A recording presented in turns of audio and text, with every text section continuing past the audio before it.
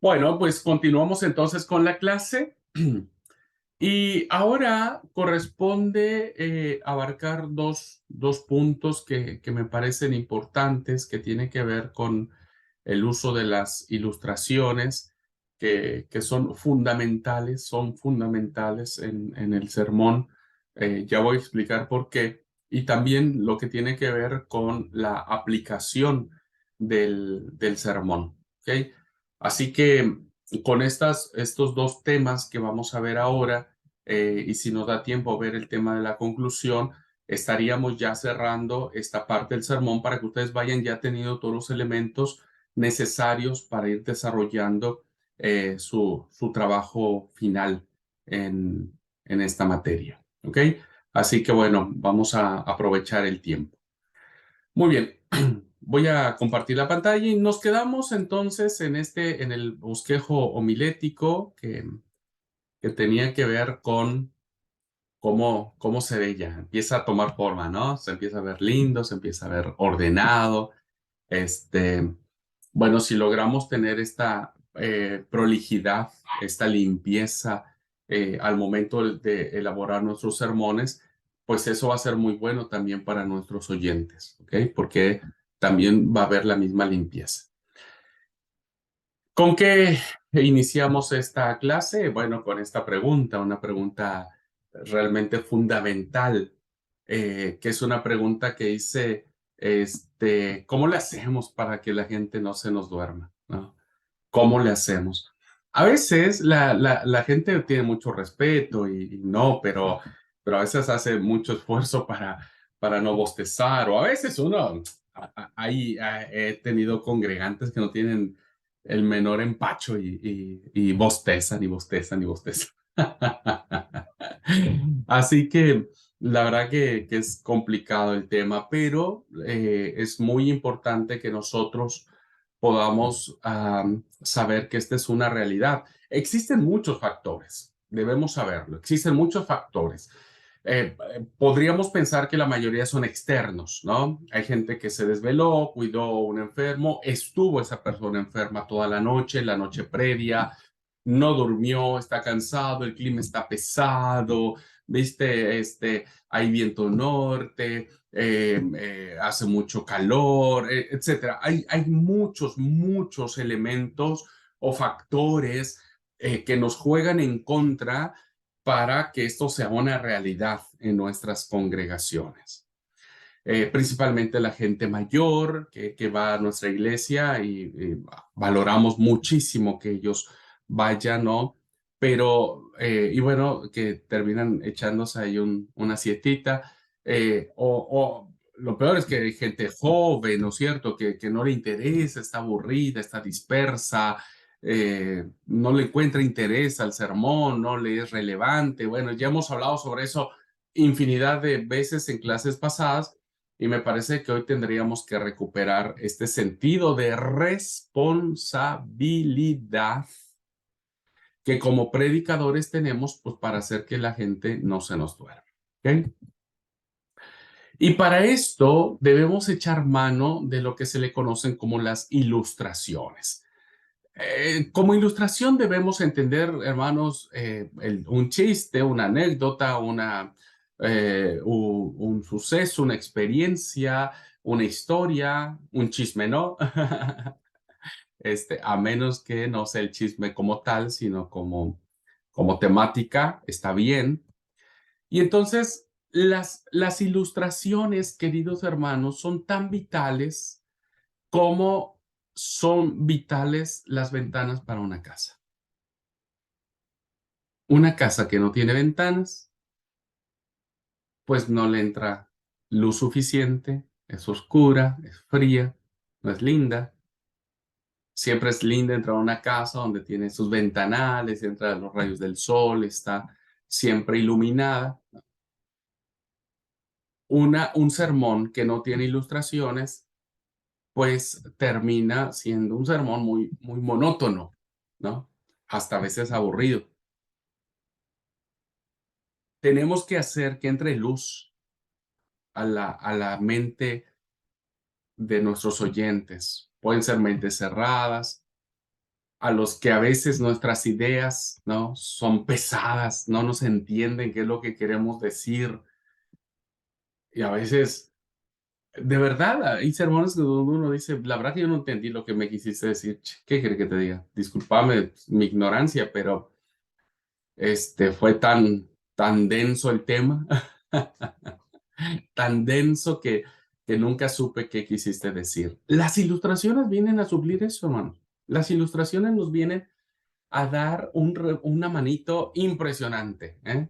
Una manito impresionante. Por eso, un predicador que no echa mano de una ilustración en su sermón y la va a padecer, va a sufrir y el auditorio va a sufrir con ustedes. Va a sufrir con ustedes. Eh, hay una definición muy interesante. Yo voy a subirles a la plataforma un libro muy bueno sobre ilustraciones. Por favor, hermanos, hermanas, quienes tomen en serio este tema de la predicación, es obligado leer ese libro. Ujú.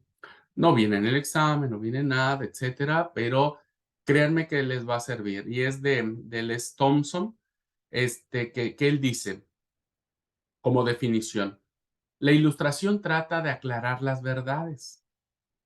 Esa es la función de una ilustración, aclara las verdades, las hace más nítidas, más amenas, más interesantes. Cuando algo es más ameno, más interesante, hermanos, queda más grabado en nuestras mentes. Que anuncia con relatos, reseñas, referencias, descripciones y dichos. Todo eso es una ilustración. Mostrarle cómo puede embellecer o hacer más amena e interesante su predicación. Amena, interesante, que eso es lo que a veces, muchas veces anhelamos de nuestras predicaciones.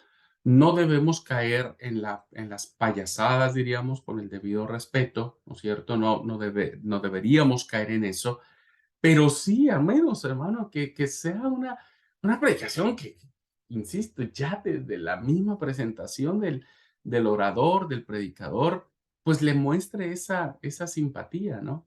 Vamos a ver al final la importancia de la vestimenta, la importancia de todo lo que nosotros transmitimos con nuestro cuerpo, con nuestra voz, con todo, ¿no? Nuestras manos transmiten un montón, nuestros gestos, todo transmite, ajá, transmite mucho, pero en cuanto a las ilustraciones, hace que éstas sean interesantes y debemos introducir material que aclare a la vez que deleita al que escucha. Cuando elegimos, cuando un predicador, hermanos, elige sabiamente una ilustración, tiene una veta de oro, tiene una veta de oro, tiene algo maravilloso, o sea, la verdad que eh, tiene la perla de la corona, diríamos, ¿no? Porque las ilustraciones, eso es lo que nos ayuda. Así que, ¿podemos contar un chiste? Sí. Sí, sí. ¿Podemos contar una reflexión? Sí. ¿Podemos contar una anécdota? Sí. ¿Podemos echar mano de todo aquello que nosotros podamos tomar en cuenta como para reforzar la idea, aclarar nuestra idea, que penetre mucho más nuestra idea en la mente de las personas? Y fíjense, sucede algo muy curioso. Muchas veces queda más grabada la anécdota, el cuento,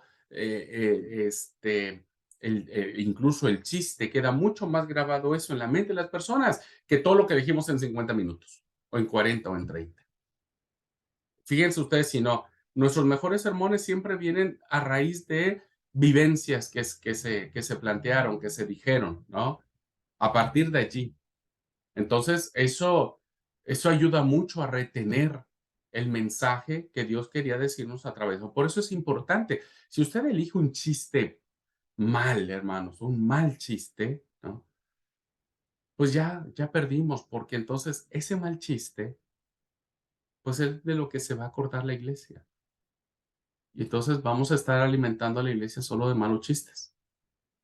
Pero si ese chiste es bueno y tiene una enseñanza, tiene una moraleja, entonces va a valer la pena.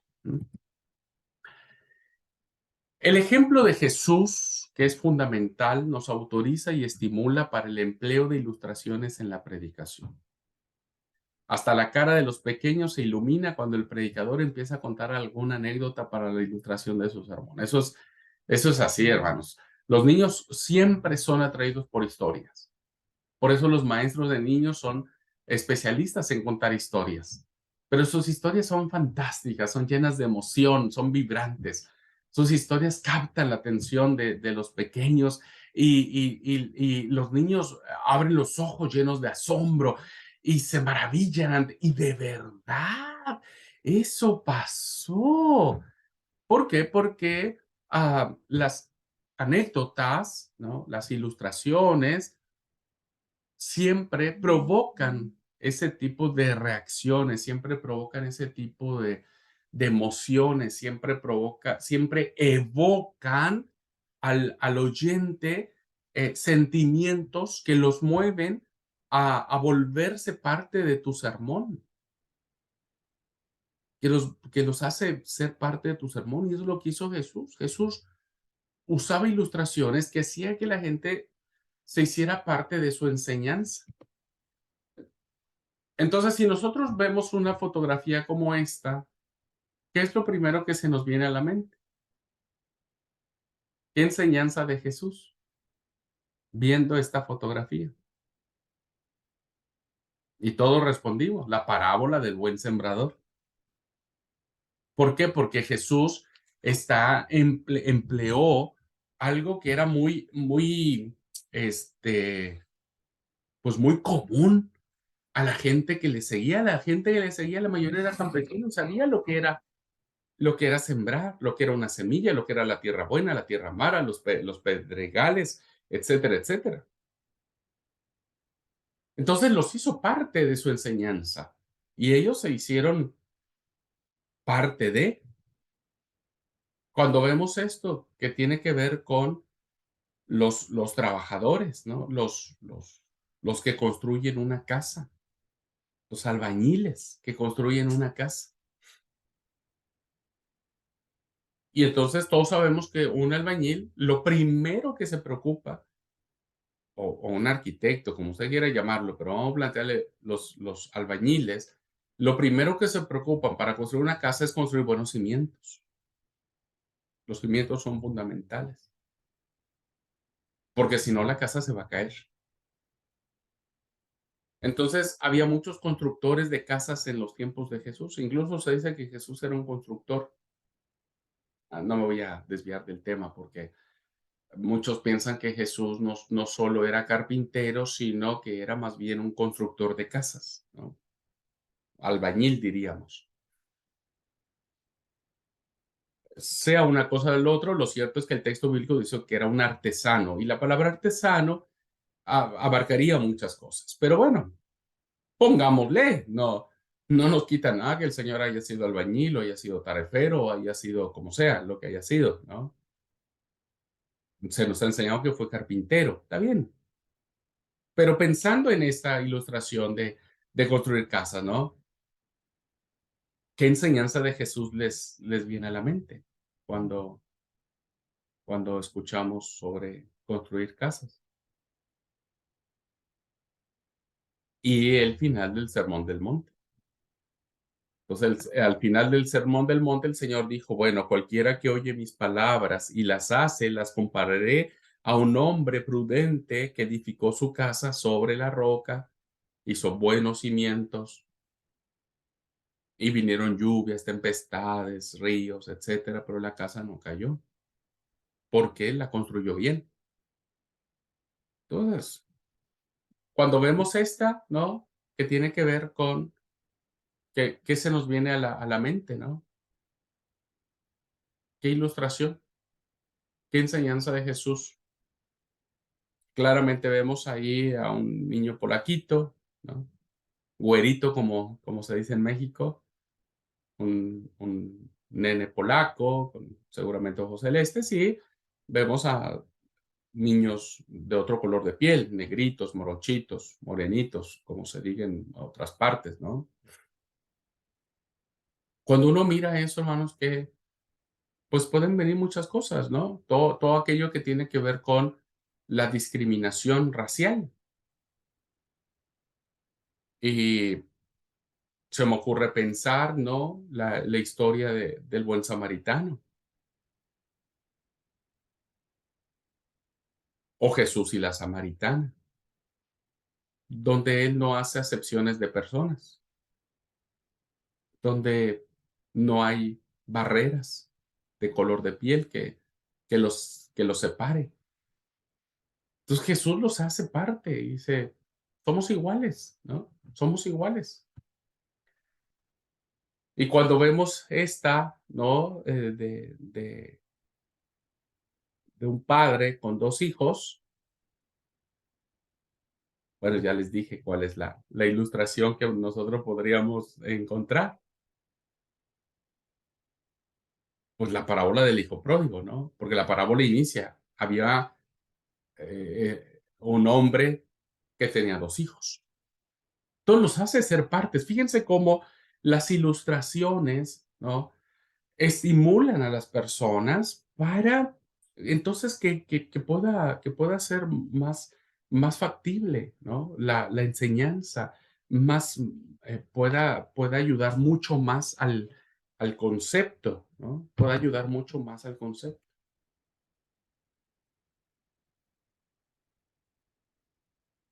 Entonces, ¿qué debemos pensar, hermanos? Bueno, debe haber siempre un límite. Aun cuando las ilustraciones son de gran utilidad y son importantes, no debemos abusar del uso de ellas. No debemos abusar, porque el uso que nosotros demos de ellas debe ser siempre moderado. O sea, no podríamos usar de los 40 minutos de nuestro sermón 30 minutos para contar chistes o anécdotas o algunas situaciones, etcétera. Hay sermones que resultan enflaquecidos por un exceso de metáforas o anécdotas, porque bueno, no, porque entonces no estamos predicando palabra de Dios. Y recuerden, nosotros somos predicadores de la palabra de Dios.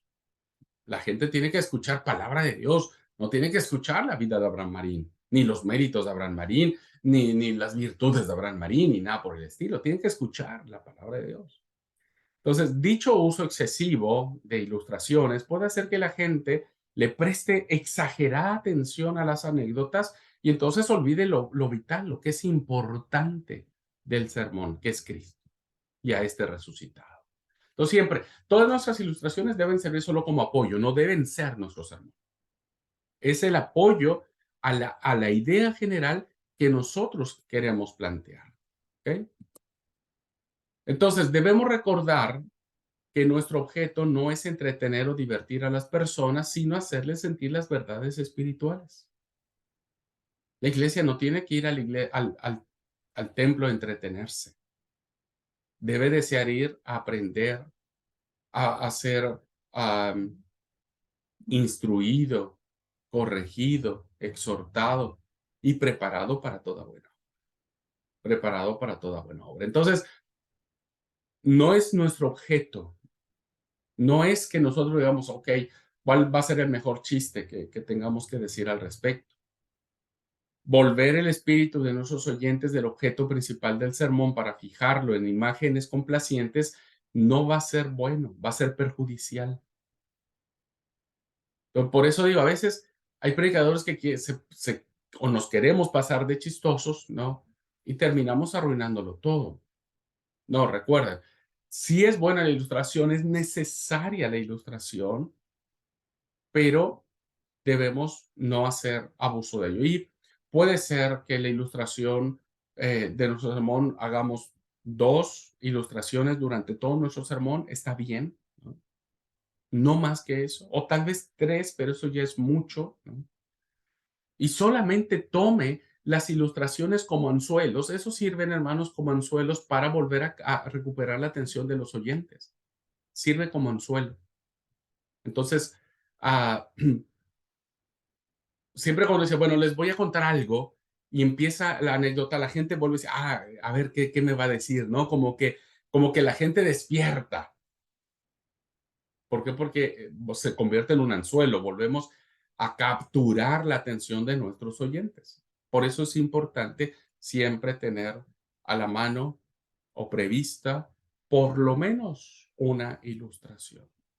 No más de tres en mi entendimiento, pero bueno, creo que tres ya es excesivo, pero está bien, pueden distribuirla en su sermón, pueden iniciar con una anécdota como introducción, como les dije, pueden poner una a la mitad o pueden terminar con una anécdota, como vamos a ver en la conclusión, qué cosas podemos echar mano en la conclusión. Puede terminar la conclusión con una anécdota, ¿ok? Las anécdotas, entonces, hermanos, han de ser usadas únicamente en los lugares apropiados y deben ser ellas mismas adecuada ilustración del argumento que se viene exponiendo. Yo no voy a hablar una anécdota que haga referencia a Jonás orando en el vientre del gran pez y mi sermón está hablando de la mujer pobre o de la viuda pobre, ¿no? No, tiene que ver una relación. No hay nada peor en un sermón que una anécdota colocada de manera forzada en un lugar que no corresponde. O sea, porque uno termina diciendo, y bueno, el chiste no tenía que ver, ¿no? Si no tenemos ninguna anécdota, queridos hermanos, alumnos, si por aquellas cosas no hicimos el laburo y no tenemos ninguna para el sermón bien adecuada, bien ilustrada, que refuerce uno de los puntos de nuestro sermón, que refuerce lo que somos, es mejor no usar ninguna ilustración. Es mejor. ¿Mm? No se arriesgue a comentar algo, a hablar algo que al rato salga peor, como diciendo, ¿y para qué tuve que decir eso? Es mil veces preferible un sermón con pocas o con ninguna anécdota que un sermón repleto de ilustraciones que nada tienen que ver con nuestra idea que venimos usando. ¿Ok?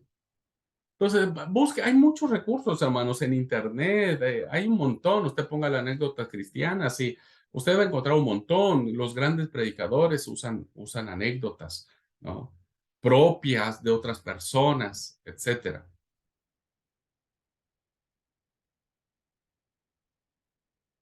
Podemos usar algunos chistes, insisto, si no lo sabe decir, mejor no, yo trato de no decirlo. La Biblia dice, el corazón alegre hermosea el rostro. Entonces no eres feo, solo estás triste. Este me lo dijeron a mí. Qué pichado. No estamos feos, hermanos, solo estamos tristes nomás. O podemos decir este otro, ¿no? Este, pastor, ¿puedo casarme con alguien de la iglesia? Y esto es para los pastores que tienen hijas. Claro, mientras no sea mi hija. Oh, y así que chiste. Los pastores mezquinan a sus hijas. Nosotros, yo no tengo hijas, así que no estaría mezquinando el tema. Ah, o podríamos decir algo como este, ¿no? Hijo, ¿quieres ser cristiano? No, prefiero ser Messi. Ahora que estamos con este furor de, de, de Messi, sé que muchos no quieren a Messi, así que perdón el chiste malo. Algunos son más fanáticos de Cristiano, estoy hablando para los que conocen el tema del fútbol, ¿no? Bueno, yo siempre he dicho, mano, como lo estamos viendo en la clase de espiritualidad, el Señor no era alguien triste. Yo no me imagino un Señor argelado, un Señor aburrido, yo no me imagino un Jesús fastidioso, un Jesús que nadie que hubiese querido estar con él, un Jesús que no le gustaba reírse y reírse a carcajadas. Yo no creo en eso, mano. No, no lo creo. No. Creo que el Señor hacía alguno que otro chiste, como cuando él seguro sonrió, ¿viste? Cuando uno larga un chistecillo ahí, sabe que le va a pegar a alguien. Cuando el Señor dijo a los ricos, les dijo, dice, más vale es más fácil que pase un camello por el ojo de una aguja que un rico entre en el reino de los cielos. Yo me imagino que lo hizo con una sonrisa, ¿viste? Así como diciendo, es para usted, le estoy diciendo eso, ¿viste? Este, a veces leemos tanto el texto de una forma tan seca, no sé cómo, que evidentemente, pues pienso que el Señor no se reía, le encantaba decir una que otra broma. Los judíos no son nada serios, hermanos. Sus fiestas no son nada serias. Y Jesús, como buen judío, pues no era tampoco nada serio.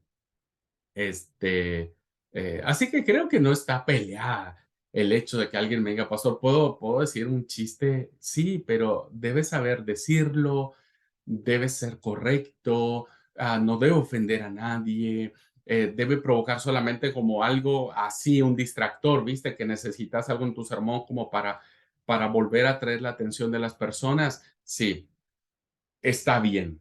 Si te quieres pasar de chistoso, no está bien. No, no, no es lindo, no, porque uno dice, híjoles, hermano, no, no, no le salió el chiste. Entonces, en ese sentido, yo creo que es válido. Hay muchas personas que creen que no, hermanos. Yo sé, hay iglesias donde miran que no, el pastor no tiene que ser serio, tiene que predicar sin reírse, ¿no? Entonces, pues fuimos muchos criados con ese concepto, ¿no? De que debemos estar serios, casi con el ceño fruncido, con una cara así de malo, como para que la gente nos haga caso del evangelio. Y la verdad que yo creo que no, ¿no? Por eso digo, creo que siempre el respeto debe ser fundamental, siempre. ¿No? Y yo digo, bueno, si no tenemos esa gracia, pues pidámosle a Dios la gracia.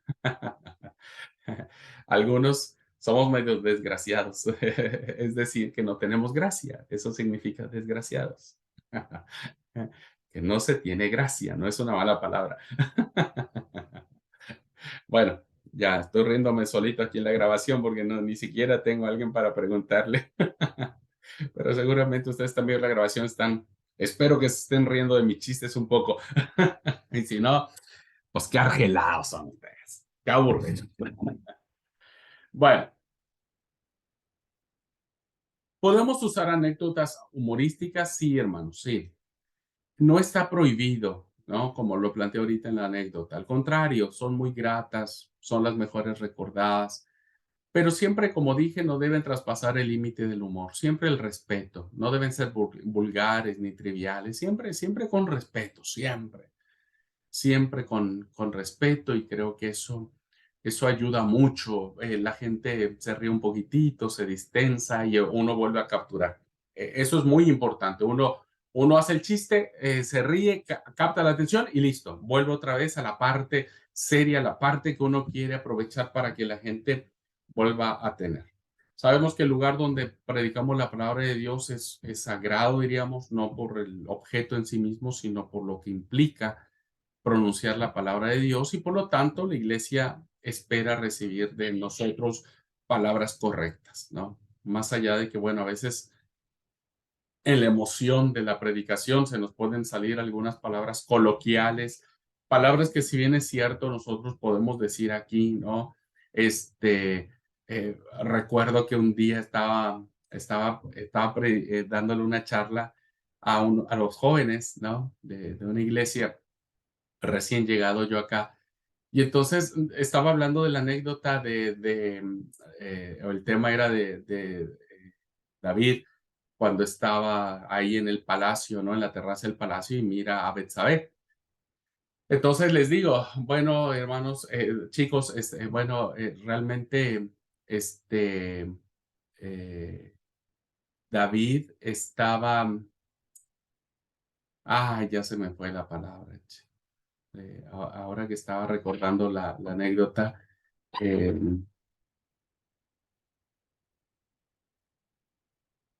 ay, no puede ser. Tan linda que estaba mi anécdota que les iba a contar. Eh, eh, ay, la tenía yo aquí en la cabeza, che, y se me fue. Este, bueno, ya les voy a contar la anécdota bien, pues si no, no me va a salir. Este, y ni siquiera tengo a alguien para preguntarla y qué quiero decir. Es lo feo de estar en una grabación. Este, que David estaba. Eh, listo. Ya va a venir, ya va a venir. Ahora se las cuento. Pero, a ver, la situación que les iba a decir es esa. Tengo otra anécdota, pero sí me parece que va a ser más fuerte. No la voy a platicar porque me parece que va a ser muy chocante para muchos de ustedes, al menos para los extranjeros y tal vez para algunos alumnos que no viven en esta zona de misiones, ¿no? Puede ser muy fuerte. Yo cuando la escuché, este, o sea, yo ya sabía la palabra, ¿no? Que para en algunos lugares es una grosería incluso esa palabra, ¿no? Pero para acá no es una mala palabra. Entonces uno, ah, estaba de ocioso, esa era la palabra, ¿no? Y ya, la anécdota decía, bueno, es que David estaba de ocioso allí en el terrado y por eso vio a Betsabé, ¿no es cierto? Y hizo todo lo que hizo. Y yo vi que estaban ahí medios ahí, ¿viste? Y yo dije, che, ¿entienden lo que es ocioso? Y me dicen, no, la verdad que no sabemos qué es ocioso. Este, dije, bueno, alguien que estaba sin hacer nada, estaba ahí, pues sí. eh, y un chico me dice, estaba al pedo, dice.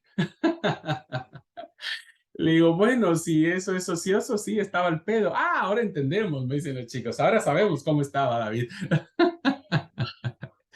Y sé que incluso esta palabra para muchos de ustedes en sus culturas, ¿no? Está mal, es una mala palabra, ¿no? Es una mala palabra. Este, incluso es así como vulgar, ¿no?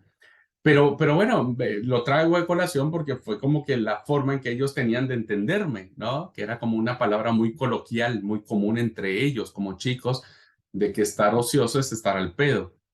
Y bueno, ya después entendí que decir esa palabra en contextos no está mal, no es una mala palabra. Se escucha para algunos, ¿no? Pero ¿qué quiero decir? Debemos cuidar mucho los conceptos, las palabras, ¿no? Que para algunos puedan ser ofensivas o chocantes. Cuidemos mucho eso, ¿no? Depende del auditorio y el lugar donde estemos. Me he metido en varios problemas con eso, ¿no? En varios quilombos. Porque incluso esta palabra quilombos en algunos lugares es una mala palabra. Y a mí se me ocurrió decir, porque para mí no lo es, ¿viste? Y dijo, bueno, es que hermano, la verdad era un reverendo quilombo. Y todos así como con los ojos abiertos, como diciendo, ¿y este por qué está diciendo eso? Bueno, a uno aprende un poquitito el tema, pero no, para mí un quilombo es algo que está desordenado, que es un caos, ¿no? Es un caos, pero para muchas personas es una muy mala palabra. Y muchos incluso se acuerdan de mis sermones por las malas palabras que he dicho, culturalmente hablando. Ok, paso, listo. ¿Cómo debemos contar los cuentos, las anécdotas? Si usted va a contar algo, un chiste, una historia, una vivencia o lo que sea, ¿no? Lo esencial es la forma en que son contadas. Una anécdota, hermano, siempre va a causar buena impresión cuando el narrador lo cuenta con tal manera que va a cuidar contar el final de la historia. Entonces, a veces nosotros contamos el final de la historia al principio y ya se rompe todo el efecto. O sea, si usted va a contar algo, hermanos, debe contarlo bien. Debe ser corto, concreto, conciso, claro, sacando lo que no sirve, ¿no es cierto? En la anécdota y dar el tema de tal manera que no lo estropeemos cuando anunciamos al auditorio el desenlace de la anécdota y eso tenemos que reservarla hasta el final, ¿no? Si hay algo que nosotros tenemos que decir, pues tienen que reservarla siempre hasta el final para que quede ese momento de suspenso y al final lo que usted quiera tomar como importante de esa anécdota, bueno, eso le cause impresión a la iglesia y sea algo lindo dentro de su sermón. ¿Mm? Cuide muy bien cómo contar la historia. Evítese contar, anunciar o decir al principio el final de la historia, ¿no? Evite eso. Es feo. Hacer spoilers, como les llaman hoy, ¿no? Esta es una anécdota del niño, ¿no es cierto? Que eh, se usa mucho cuando se habla el tema de la fe, la confianza ciega, de creer en Dios completamente. Y bueno, es la anécdota de un padre que tiene a su hijo que viven en un departamento, en el primer piso de un edificio, ¿no? El padre sale un momento a la tienda, al kiosco, a comprar algunas cosas que necesitan para cenar. Y en eso surge un cortocircuito, ¿no? Un cortocircuito que le permite que se arme un gran incendio. El apartamento empieza a prenderse fuego inmediatamente. El padre viene, ¿no es cierto? Después de comprar, ve que la gente empieza a escuchar gritos, empieza a ver que la gente se junta alrededor del edificio que se está incendiando. El padre reconoce que es su departamento, porque es el edificio donde él vive y recuerda que su hijo está dentro. Él quiere entrar al departamento, pero se lo impide la gente, ya no se puede entrar a menos que quiera morir. El padre desesperado está queriendo salvar a su hijo, le grita con todas sus fuerzas, lo llama por su nombre, le dice, hijo, hijo, ¿dónde estás? Escúchame, ¿me escuchas? Y entonces ahí a lo lejos se escucha una vocecita que dice, papi, papi. Y el padre lo escucha, ¿no es cierto? Hijo, ¿dónde estás? Y el hijo le dice, papi, estoy en el balcón de la casa. Y empezaba el fuego a consumir todo el edificio, las llamas crecían, un gran humo invadía todo el lugar, ¿no es cierto? Era de noche, no se veía mucho. El papá veía al hijo que estaba porque sabía dónde estaba el balcón y entonces el papá le dice, hijo, salta, salta, yo aquí te agarro. Y el hijo le dice, no, papi, no voy a saltar porque no te veo, yo no sé dónde estás. Y el papá le dice, hijo, por favor, confía en mí, te lo suplico, por favor, salta, si no vas a morir. Y el hijo le dice, papi, pero ¿qué pasa si vos no estás? Y el papi le dice, solamente escucha mi voz, confía en mí, no tengas miedo, no vas a morir, yo te voy a salvar, te voy a agarrar. Y entonces el hijo dice, está bien, papi. Y el hijo salta y el padre que lo estaba mirando puede cacharlo en el aire, puede agarrarlo en el aire y finalmente salva a su hijo. Bueno, a grandes rasgos les conté, ¿no? Con toda esta vivencia, con todas estas emociones, eh, esta anécdota, ¿no? Que tiene que ver con la confianza. Nosotros a veces no vemos a papá, pero papá Dios siempre nos dice, confía en mí, salta, pero papá no te veo. Estoy lleno de dolor, de peligro, de quebranto y papá dice, vas a morir si no saltas. ¿No? Entonces es una linda anécdota que uno puede contar a mediados del sermón, ¿viste? Con todos estos detalles que hace vibrar, ¿viste? Que uno puede transmitir la angustia del padre, el grito del padre, el gemido del hijo, las llamas, la gente, etcétera. Podemos recrear todas estas cosas, ¿no es cierto?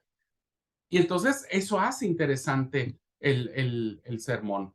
Eh, Ahora, fíjense, si yo les digo, bueno, les voy a contar la historia del padre que salvó a su hijo de un incendio. Ah, pues qué pichaba. Ya me contaste el final. Yo no les dije que les iba a contar la anécdota de un padre que salvó a su hijo. No sabemos si el hijo iba a salvarse, no sabemos si el hijo iba a morir, no sabemos si el hijo ya había muerto. Eso lo vamos descubriendo conforme contamos la anécdota. ¿No? Entonces, esto es muy importante. Las anécdotas nos ayudan a eso, ¿no? Si usted va a contar una anécdota que requiere emoción, bueno, meta la emoción. Si usted, a veces me da risa porque hay predicadores que toman el texto ese, el pasaje del ciego, ¿no? Bartimeo que escucha a lo lejos y dice, sí, el ciego Bartimeo le gritó a Jesús, Jesús, hijo de David, ten misericordia de mí. Así dijo el ciego Bartimeo, cuando el mismo texto dice que gritó con todas sus fuerzas. Si el ciego gritó, grítelo usted, hermano, grítelo y mire, va a despertar a más de uno. A uno más de uno va a decir, ¿qué pasó? ¿Qué pasó? ¿Qué pasó? Bueno, ahí usted va a captar la atención nuevamente de sus oyentes. ¿Ok? Entonces, es muy interesante esto, hermanos. La anécdota no debe ser contada con tantos detalles hasta el punto de convertirla en una larga historia. Imagínense yo le digo, bueno, sí, fíjense que hubo un papá, sí, el papá trabajaba en las oficinas de la municipalidad de su lugar de origen. Pues el hijo tenía como 10 añitos, pues la mamá se había ido, no tuvieron más hijos. Bueno, el papá fue y vio que la heladera no tenía huevo ni leche para cenar, entonces le dijo al hijo, pues déjame ir, voy a ir al kiosco allá de ruta y vuelvo a venir no, si empezamos a contar detalles innecesarios, la anécdota se hace muy aburrida, muy larga. Debe solamente mencionar lo más importante, lo que le cause interés, lo que usted quiera resaltar, y lo importante es que el hijo le dijo: "Papi, no puedo saltar porque no te veo", y el papi le dijo: "Salta, confía en mí, escucha mi voz", ¿no? Entonces, eso es lo importante de la anécdota, ¿ok? Bueno, lo mismo sucedería con Natán, cuando él le cuenta a David cómo fue, le cuenta una anécdota, ¿no? Del hombre que tenía una corderita chiquitita, era la única, y vino un hombre malo que tenía todo, tomó la corderita, la mató, tal, y David se reenojó y dijo, no, ese hombre merece morir, y Natán le dijo, bueno, pues ese hombre eres tú, ¿no? Entonces, fíjense cómo a través de una anécdota, ¿no? De una anécdota que le cuenta Natán, el profeta Natán, al rey Saúl, pues le hace ver eso. Entonces, cuando David escucha eso, se le vino el mundo encima. Ahí se dio cuenta que él era él. Ujú. Entonces, por eso las anécdotas son lindas, hermanos, porque traen enseñanza, traen cosas lindas que uno puede tomar para compartir.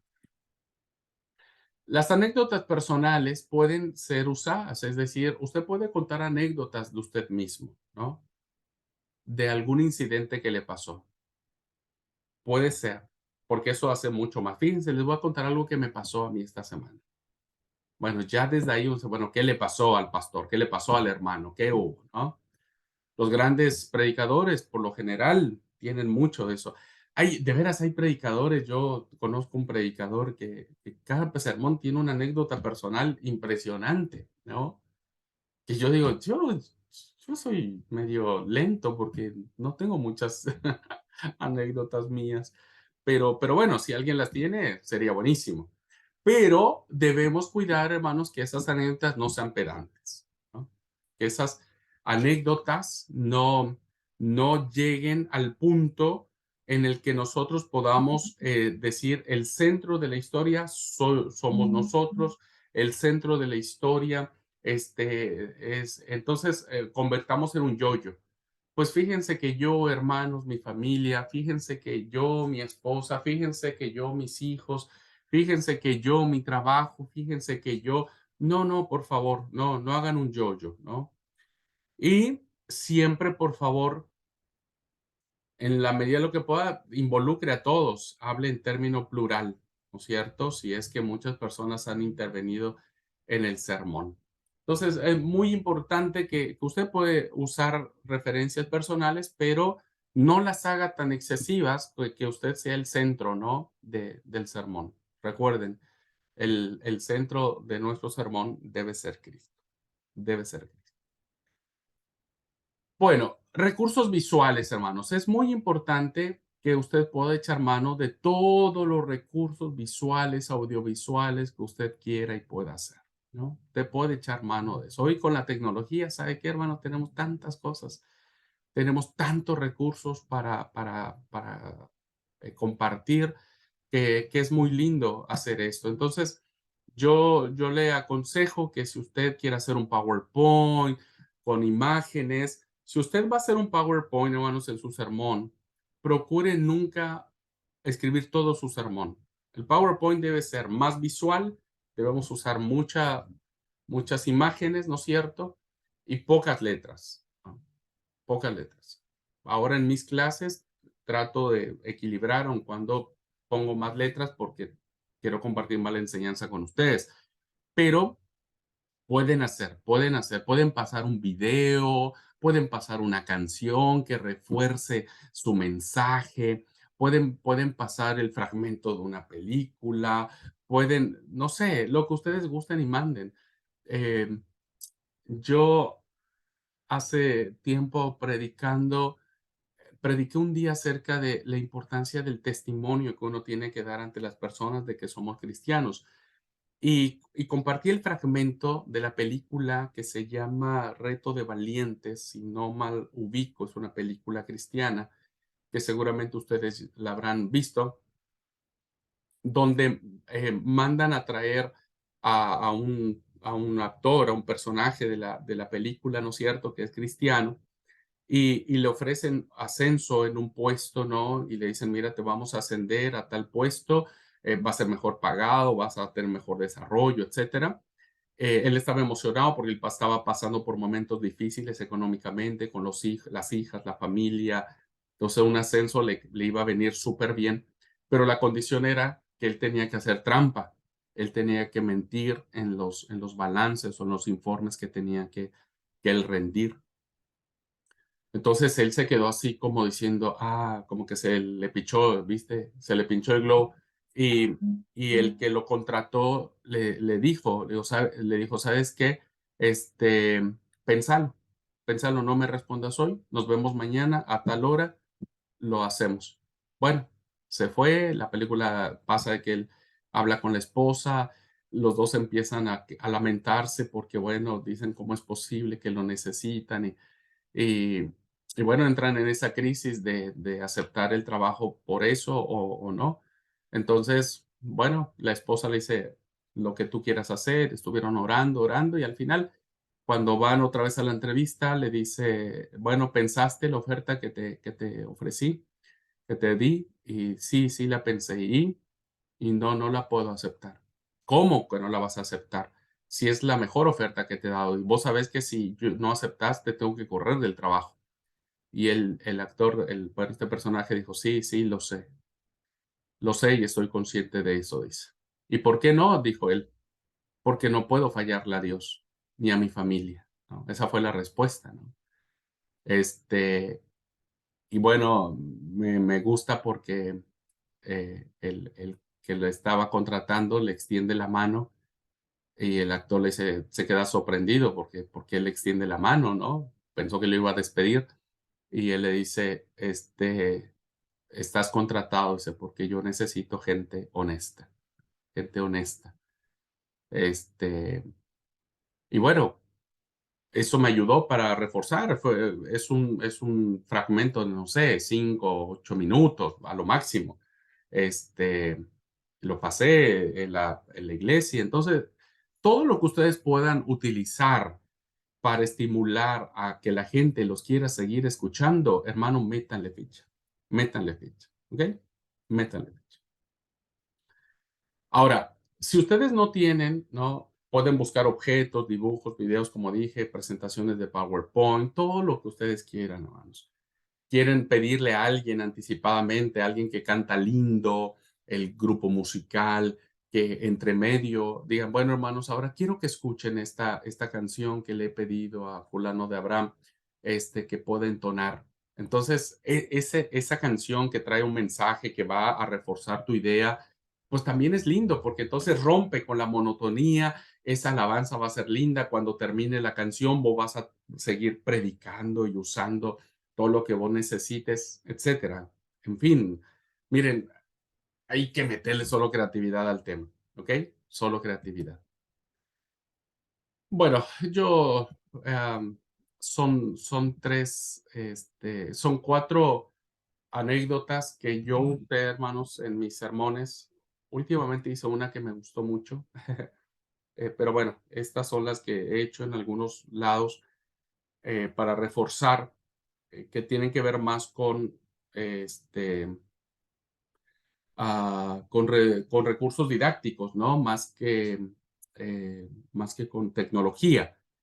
Y, por ejemplo, un día hablé sobre la historia de Noé, del diluvio, ¿no es cierto? Cuando había siempre agua, terminó el diluvio, el arca estaba sola, había agua por todos lados. Y bueno, sabemos la historia, que Noé manda primero los cuervos, etcétera. Al final manda una paloma y esta viene con una hoja de olivo y entonces Noé supo que Dios había cumplido su palabra y el agua había bajado. Entonces, bueno, me fui a un árbol, un árbol que estaba cerca de la casa, no eran hojas de olivo, corté una rama, corté las hojitas una a una, ¿no es cierto? Y en ese sermón recuerdo que les repartí una hojita a cada miembro y bueno, hice referencia que ese es un símbolo que la gente tiene que guardar para recordar que Dios siempre va a cumplir su promesa. Hasta la fecha sigo guardando mi hojita del primer sermón. Esta hojita tiene como, eh, no sé, como 8 años, hermanos. Ahora, ahora lo encuentro porque está aquí en mi Biblia. Está, vean, la hojita que no sé si se mira, esta hojita de un árbol que había junto a casa. Todavía la tengo conservando acá y cada vez que veo la hojita, pues me acuerdo de ese sermón y seguramente quien eh, vea esa hojita, recuerda el sermón. Bueno, otra vez mi esposa me ayudó a hacer una lanza con un palo de escoba y una lanza y usé esta lanza para platicar acerca de cuando Saúl le lanza a David, le avienta la lanza, ¿no es cierto?, para querer matarlo. Y bueno, ese fue un sermón que tenía que ver que a veces nosotros recibimos de mucha gente muchas lanzas que quieren matarnos, pero David no levantó la lanza para devolverla con Saúl. Y yo a veces le digo que nosotros a veces sí levantamos las lanzas y devolvemos el golpe. Entonces hablaba acerca de no era importante la venganza, no hay que guardar rencor, etcétera. Hablé sobre las ovejas porque había lugares donde no conocen las ovejas, principalmente en las ciudades grandes. Los hay que poner sobre ¿cómo se llama? Las 99. Puse una oveja para que la conocieran en la pantalla. En fin, no quiero contar mucho. Lo que quiero decir es que depende de lo que ustedes quieran, hermanos. Ustedes pueden hacer cosas, ¿no? A veces sencillas, a veces no tantas. La que yo hice hace no mucho, tenía que ver con a qué sabe ser cristiano, ¿no? Ese fue el título. Y lo que hice en el sermón, después de platicar lo que yo quería decir, no se amolden a este mundo, sino Romanos 12, etcétera. Eh, Preparé una charola, ¿no es cierto? Pelé una naranja, hice pasar a 4 hermanos, les vendé los ojos y le dije, bueno, ahora van a probar algo. Y todos estaban así como diciendo, ¿qué es, no? Cuando les puse un gajo de naranja en la boca, ¿qué es? Les dije, es una naranja. ¿Y cómo saben que es una naranja? Y por su sabor. Buenísimo. Bueno, le digo, ahora cierren le seguí tapando los ojos y llevé un vaso le puse 3 cucharadas de café, era un café amargo, fuerte, muy fuerte. Con una cucharadita les di a probar y les digo, ¿qué es esto? Es café. ¿Y sabe bueno? ¿Sabe rico? No sabe rico, sabe muy fuerte. Guácala, ponían cara así fea. Bueno, en otro llevé un tarrito de miel, ¿viste? Llevé un tarrito de miel y se las di a probar. Le digo, ¿y esto qué tal? ¿A qué sabe? No, y es rico. ¿Y qué es? Es miel. ¿Y cómo saben que es miel? Por su sabor. Buenísimo. Y bueno, ya les quité los ojos y les expliqué, ¿no es cierto?, lo que significa a veces vivir en el mundo y vivir para Cristo, etcétera. Platiqué y después le dije, ¿cómo la gente sabe a qué sabemos nosotros como cristianos? Cuando este, vivimos a Cristo en el mundo. Entonces tomé una tacita de agua con agua calentita, ¿no es cierto? Le puse un poquitito de café, lo endulcé con miel, lo revolví y se los di a tomar. Y le dije, ¿y ahora qué sabe esto? Ahora sabe rico, ¿no? Entonces, fue algo lindo porque, bueno, evidentemente le queda a uno, ¿no? Muchas cosas grabadas a qué deben saber los cristianos. Echen mano de todo, hermanos, siempre dentro de lo correcto, ¿no? No sé, no por querer ser así, wow, puedan improvisar o puedan hacer cosas que ofendan a la iglesia. Hay mucha gente que no hace, hay muchos predicadores que dicen, no, pastor, eso es mucho problema, yo no hago.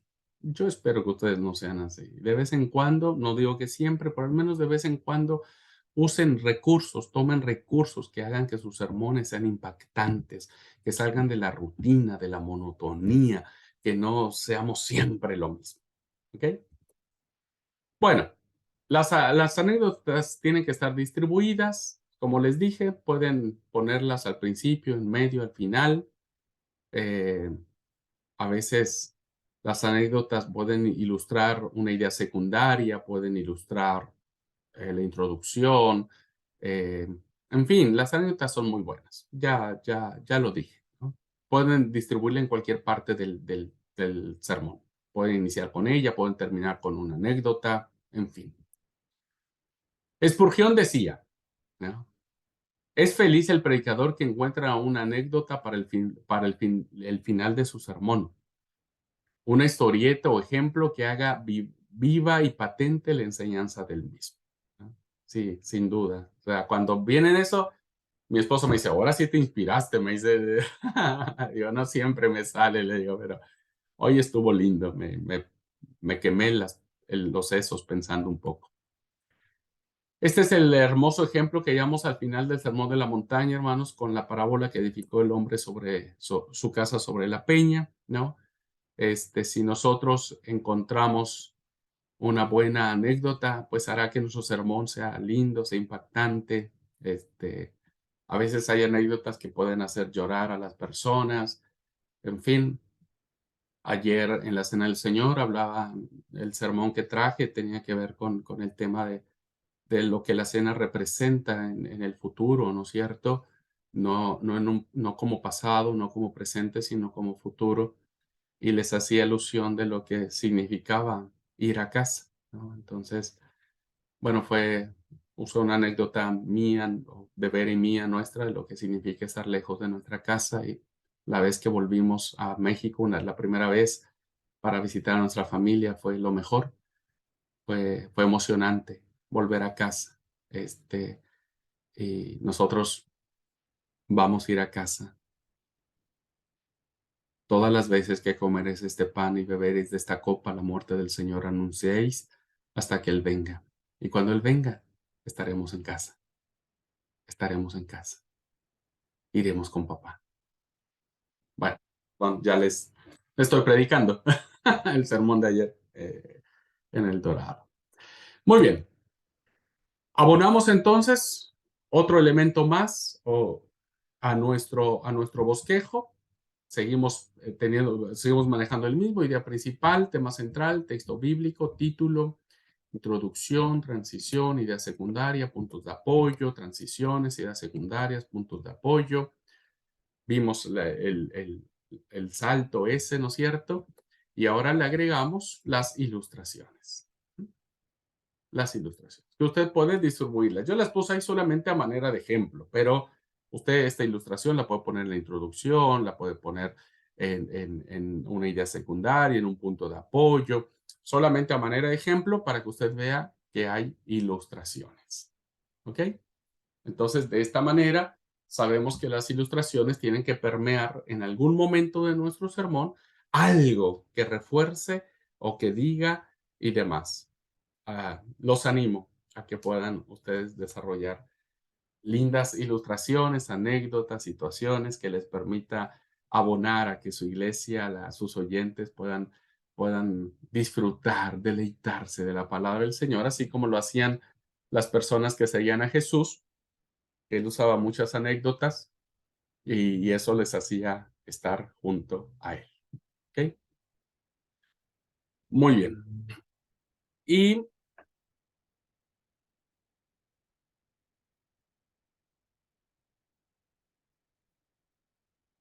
bueno, pero me faltaba darle otro clic aquí a mí.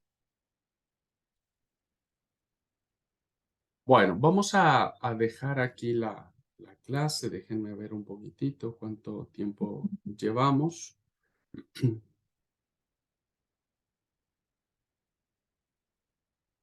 Ok. Bueno, miren, vamos a dejar aquí la clase porque los siguientes dos temas los voy a unir porque me parece que son importantes. Serían los últimos dos temas que estaríamos viendo el próximo lunes. Y ahí ya cerraríamos, ¿no es cierto? Las partes, me quedarían dos puntos que tiene que ver con una con la aplicación del sermón y otro que tiene que ver con la conclusión del sermón. ¿Ok? Esos serían los dos temas que vamos a abordar el próximo lunes y con eso cerraríamos para que la siguiente clase, ¿no? Estemos viendo los aspectos dinámicos o formales del sermón, ¿no? Y ahí cerraríamos nuestra cursada, ¿tá? Así que el próximo lunes, Dios mediante, nos vemos ya en vivo para ver la clase de estos dos temas que tienen que ver con la aplicación, el puente que tenemos que hacer los predicadores del mundo de la Biblia hacia el mundo actual. Esa es la parte más importante. Si no hay aplicación, y no me quiero extender porque es un tema que quiero tenerlo con mucho tiempo y con mucho cuidado para que se pueda tener. ¿Ok? Bueno, pues vamos a dejar entonces aquí. Deseo que Dios los bendiga. Nos vemos pronto. Si se van a tomar estos días de descanso, bueno, disfrútenlo, disfruten con la familia y nos vemos el próximo lunes en vivo y a todo color. Para los que toman la clase en vivo, ¿está? Bueno, Dios los bendiga. Cuídense mucho. Un gran abrazo para todos.